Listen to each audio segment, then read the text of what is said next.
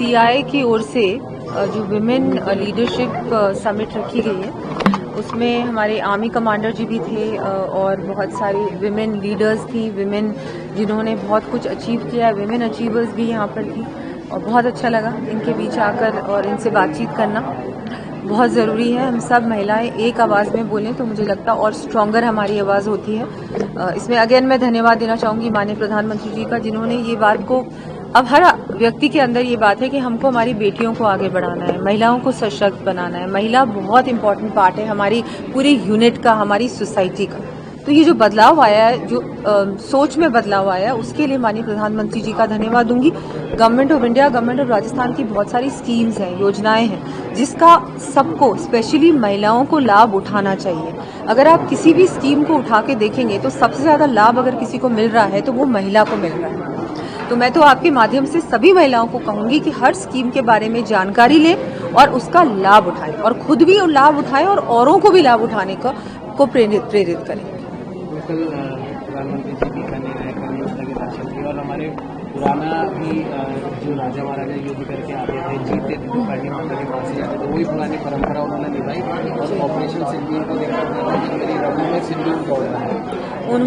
उनका जो जिस तरह से उन्होंने कल राष्ट्र को संबोधन दिया, उन्होंने जो बात रखी वो बहुत ही, मुझे लगता है हर व्यक्ति के दिल को छुई है वो बात।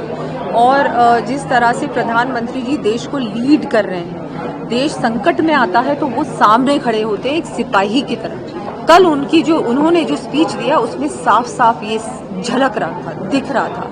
मेरे तो आंखों में आंसू आ गए थे वो जब उनका स्पीच चल रहा था। और ना केवल मेरे, आपने देखा होगा पूरे पंडाल में जिस तरह से हर व्यक्ति को उन्होंने छुआ, उनको टच किया इमोशनली, हर व्यक्ति जुड़ा उनके भाषण से, उनकी बात से। और ये केवल बात नहीं थी, उन्होंने करके दिखाया। चाहे ऑपरेशन सिंदूर हो, चाहे उससे पहले बालाकोट की बात हो, चाहे उरी की बात हो, कभी भी जब भी देश को संकट आता है तो प्रधानमंत्री जी और हमारी सरकार सामने खड़ी होती है और उस चैलेंज को पूरी तरह से एक्सेप्ट करती है और बहुत सक्सेसफुली उससे आगे बढ़ते हैं हम लोग। ये भी हमने इस बार करके दिखाया। और जिस तरह से एमपीज के डेलीगेशंस पूरे विश्व भर में गए हैं, ऑल पार्टी डेलीगेशंस, ये भी दिखाते हैं कि हम देश एक है, टेररिज्म के अगेंस्ट हम सब एक हैं।